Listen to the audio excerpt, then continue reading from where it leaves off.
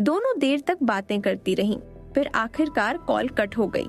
तब तक रात काफी हो चुकी थी, इसलिए वह डिनर के लिए तैयार होकर नीचे चली गई। जब वह नीचे पहुंची तो देखा कि सभी लोग पहले से ही डाइनिंग टेबल पर बैठे हुए थे। तभी दादाजी महेश ओबेरॉय की नजर जैसे ही कविता पर पड़ी, उनके चेहरे पर पछतावे के भाव आ गए। उन्हें एहसास हुआ कि गुस्से में वह यह देखना ही भूल गए थे कि कविता के सिर पर काफी गहरी चोट लगी हुई थी। उन्होंने तुरंत प्यार से कहा, कव्या बेटा, इधर मेरे पास बैठो। कव्या चुपचाप जाकर दादाजी के बगल में बैठ गई। दादाजी ने उसके सिर की चोट को देखते हुए चिंता भरे स्वर में पूछा, ये चोट कैसे लगी तुम्हें? तभी प्रतिमा ओबेरॉय का बेटा आयुष, जो कव्या से 1 साल बड़ा था, बोल पड़ा, हाँ कव्या, दादाजी सही कह रहे हैं, इतनी बड़ी चोट लगी कैसे? कव्या ने चेहरे पर हल्की नकली मुस्कान लाते हुए कहा, कुछ नहीं, आते समय ध्यान नहीं था इसलिए लग गई। दादाजी ने प्यार भरी डांट लगाई, मैं हमेशा कहता हूँ अपना ध्यान रखा करो, देखो फिर चोट लगा ली ना। आयुष भी चिंता से बोला, इतनी चोट लगी है और तुम कह रही हो कुछ नहीं, कभी तो ध्यान से चला करो। कव्या हल्का हंसते हुए बोली, अच्छा बाबा, बस थोड़ी सी चोट ही तो लगी है। लेकिन आज बाकी सभी लोग हैरान थे, क्योंकि जब भी कव्या नीचे आती थी वह सबके सामने बहुत अच्छा बनने की कोशिश करती थी, मगर आज उसने किसी की तरफ ठीक से देखा तक नहीं। तभी अचानक सानिया बोली, ओह। अगले ही पल उसने अपने पास रखी गरम सब्जी जानबूझकर अपने हाथ पर गिरा ली और जोर जोर से रोने का नाटक करने लगी। बस फिर क्या था, कुछ देर पहले तक जो सारा ध्यान कव्या पर था वह एक पल में सानिया की तरफ चला गया। उसके दोनों भाई तुरंत उसके हाथ पर फूंक मारने लगे। उसकी माँ घबराकर नौकर को फर्स्ट एड बॉक्स लाने के लिए चिल्लाने लगी। उसके पिता जल्दी जल्दी उसके हाथ पर दवाई लगाने लगे। वहीं दूसरी तरफ कव्या सबको अजीब नजरों से देख रही थी, मानो उसे कोई फर्क ही नहीं पड़ा हो। उल्टा सानिया मन ही मन खुश हो रही थी कि एक बार फिर उसने सबका ध्यान अपनी तरफ खींच लिया। कव्या मन ही मन सोच रही थी, कितनी बड़ी ड्रामा क्वीन है ये।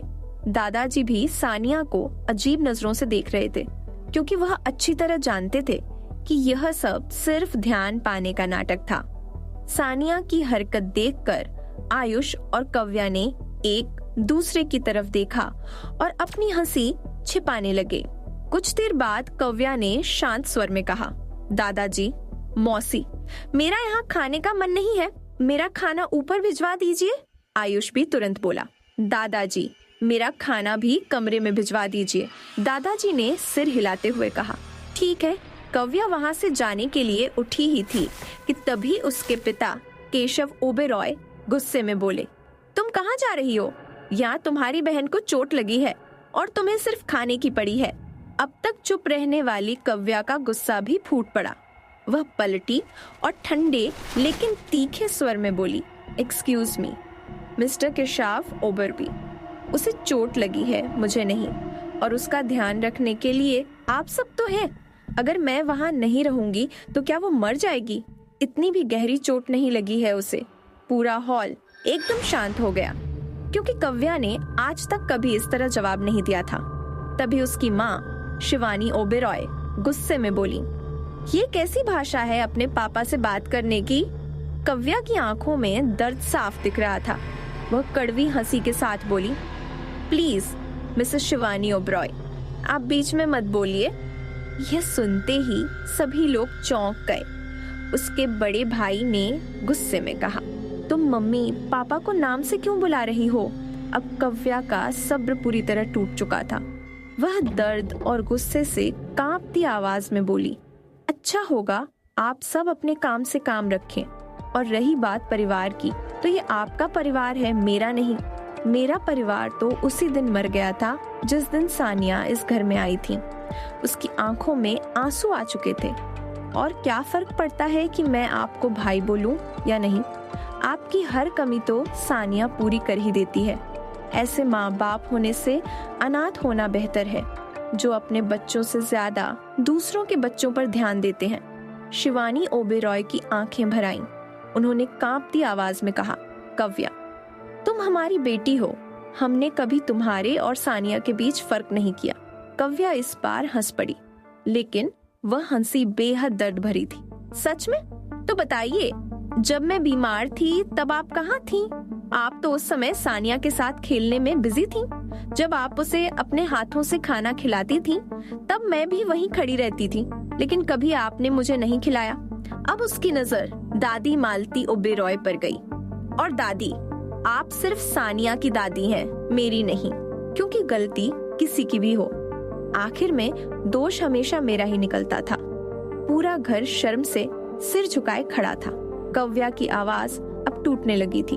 भाई कहते हैं खुद को आप लोग। भाई वो होता है जो अपनी बहन की इज्जत की रक्षा करे, जो हर वक्त अपनी बहन का साथ दे। लेकिन आप लोगों ने तो हमेशा मेरी बेइज्जती होते देखी और चुप रहे।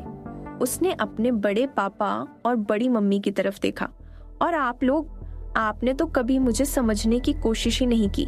आपको हमेशा लगा कि मैं बिगड़ी हुई हूँ। फिर उसकी नजर अपने पिता पर जाकर रुकी। और मिस्टर केशव ओबेरॉय, क्या आपको याद भी था कि आपकी एक और बेटी भी है? आपको तो शायद ये भी नहीं पता होगा कि मैं दिन भर कहाँ रहती हूँ। केशव ओबेरॉय कांपती आवाज में बोले, हम हमेशा तुम्हारा ध्यान रखते थे, हर महीने तुम्हें पैसे भी देते थे। कव्या की आंखों में अविश्वास था। वह कड़वाहट से हंसी। कौन से पैसे? मुझे आज तक कभी कोई पैसे नहीं मिले। मैं 10वीं क्लास से पार्ट टाइम जॉब करके अपना खर्च चला रही हूँ। यह सुनकर पूरा परिवार सन्न रह गया। दादाजी ने भारी आवाज में कहा, हाँ, मेरी बच्ची सच कह रही है। ये अपने पैसों से स्कूल गई, कॉलेज गई, लेकिन इसने कभी इस घर का पैसा नहीं लिया। अब किसी के पास कुछ कहने के लिए शब्द नहीं थे। कव्या ने आखिरी बार सबकी तरफ देखा। मुझे आप सबकी शक्ल भी नहीं देखनी। अच्छा होगा आप लोग मुझसे जितना दूर रहें उतना अच्छा है। फिर वह दादाजी और आयुष की तरफ मुड़ी। दादाजी, आयुष, मैं अपने कमरे में जा रही हूँ और अब खाना भेजने की भी जरूरत नहीं है। मेरी भूख मर चुकी है। इतना कहकर वह तेज कदमों से वहां से चली गई। उसके जाते ही दादाजी और आयुष ने गुस्से से बाकी सबको देखा और बिना कुछ कहे वहां से चले गए। अब पूरे हॉल में सिर्फ सन्नाटा था। सबको अपनी अपनी गलतियों का एहसास हो रहा था। केशव ओबेरॉय तो वहीं सोफे पर बैठ गए। उनके पैरों ने जैसे जवाब दे दिया था। उनकी आंखों से आंसू बह निकले।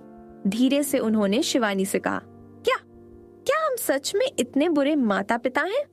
और पहली बार पूरे ओबेरॉय परिवार को एहसास हुआ कि उन्होंने अपनी ही बेटी को कितना अकेला छोड़ दिया था।